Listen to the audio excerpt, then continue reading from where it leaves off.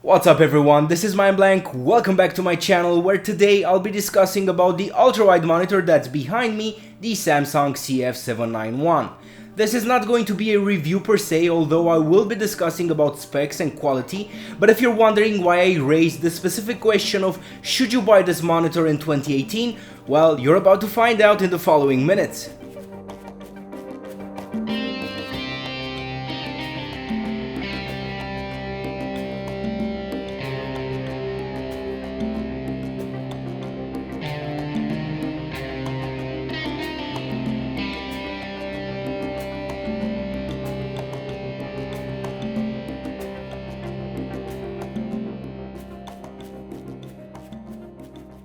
For those of you that don't know this monitor, this is the Samsung CF791, a 34-inch ultra-wide sporting their quantum dot technology, 3440 by 1440 resolution, a 1500R massive curve, and 100 Hz refresh rate backed up by a pretty nice 48 to 100 Hz LFC-enabled FreeSync range.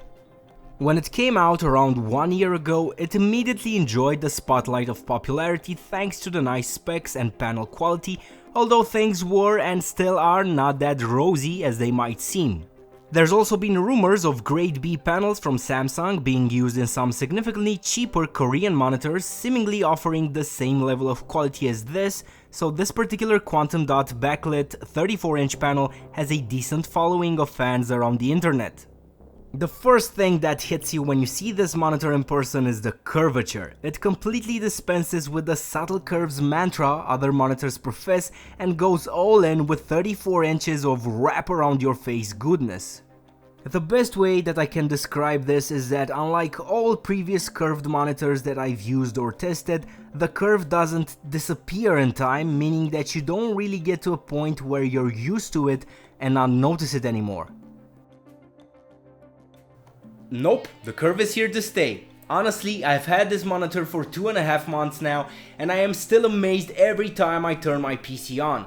I mainly use it for productivity work, that's around 80% of the time, so I can safely say that this is like borderline maximum curvature to get if you still want fairly straight horizontal lines displayed. I won't get into the science of quantum dot backlighting, but it promises better contrast and more vibrant colors, and yes, when you power it on, this is immediately apparent. I did notice that there's a sweet spot on how you should be positioned relative to the display to take full advantage of this high contrast, and I do notice contrast drop off at the sides of the panel simply due to the huge curvature. This is a VA panel at its base, actually Super VA, but the quantum dot technology works on a backlight level, so there's no magic in the panel itself. VAs in general try to combine the advantages of IPS with that of a TN panel, nice colors and viewing angles with low response times and high refresh rates. Thing is that it falls short of spectacular on response times. I mean, it touts 4 milliseconds, and while I have no way of properly testing this, I guarantee you it's not 4 milliseconds, but rather a mediocre one for a top-of-the-line monitor made in 2017. Personally, I'd put it around 12 milliseconds or even above that, which is, like I said, mediocre.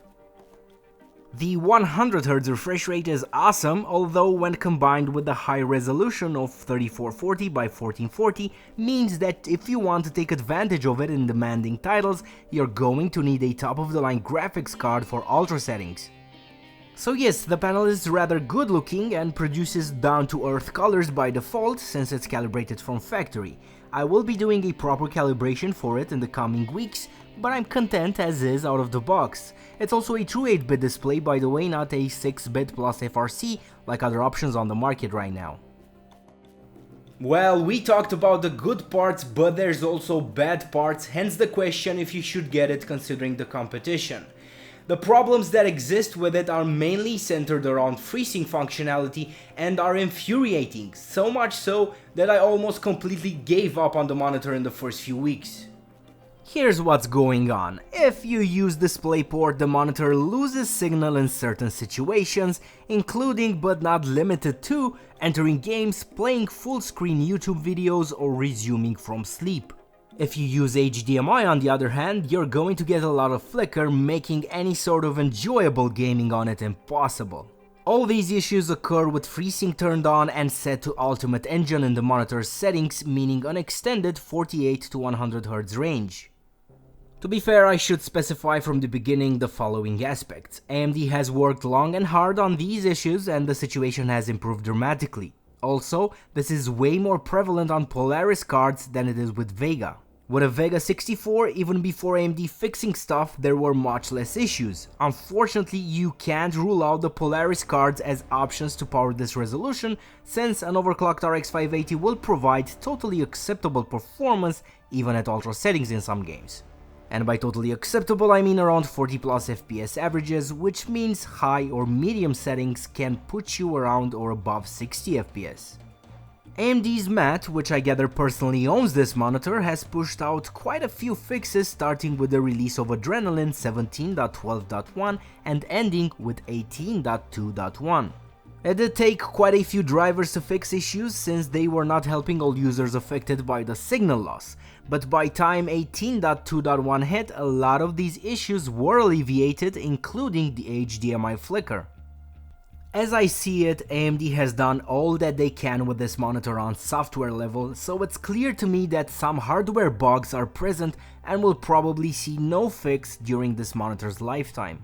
So with the most recent drivers on DisplayPort and with a Polaris card, which I found is the worst case scenario, you'll only lose signal for around 2 seconds now. This works with 90% of the games, but there are some titles that simply don't work properly and still suffer from complete signal loss. The good news is that full screen YouTube playback is working with the same 2-second pause, so no more signal loss. If you fancy using HDMI though, you'll find the annoying flicker is now gone, except in some menus and a handful of games really. Unfortunately, I've run this monitor on a few Nvidia cards as well and have experienced signal loss on DisplayPort. Clearly there's no FreeSync involved here, so this backs up my theory of hardware level bugs on the CF791. Running this monitor on a Vega card is still superior to Polaris, although not free from issues. When these blackouts occur, typical fixes include turning on and off the monitor, starting in windowed mode and then switching to full screen, starting with FreeSync off and then enabling it, or just give up on DisplayPort and just use HDMI. I went through a few graphics cards with this monitor: RX 480, GTX 1070, GTX 1080 and a Vega 64. Nvidia cards were the least affected, or just running Radeon cards with FreeSync disabled, of course. So to condense all this info, is it worth buying right now? Well, the display is great, excellent contrast and colors, light bleed is totally reasonable, the curve is mouth-wateringly good, it's sturdy despite its plastic construction, but if you're going to pair it with an AMD card, especially Polaris, I do not recommend it. If you're using a Vega card, then I'd only recommend it halfway through. You've been warned on possible issues that you're going to face. You're best sticking to HDMI in this case, although DisplayPort is much improved compared to Polaris. On the other hand, combos with Nvidia cards are much safer. Only occasional signal losses, but obviously no FreeSync, so might as well add a few $100 extra for a G-Sync enabled equivalent from another brand. Alright good people, as usual, let me know your thoughts on all of this in the comments down below. Do you own the Samsung CF791 and do you have troubles with it? Don't forget to check out my Twitter, Instagram and Patreon pages if you want to become a MindBlank Tech backer, and thank you for supporting this channel by subscribing. I'll see you in the next one everybody, bye bye.